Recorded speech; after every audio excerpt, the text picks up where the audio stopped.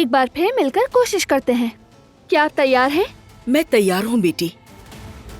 अब हमसे जो हो सका हम जरूर करेंगे। तुम्हें गलत फहमी हुई है, मैंने सलमा के लिए कोई तोहफा नहीं खरीदा। आखिर मैं सलमा को तोहफा क्यों दूंगा?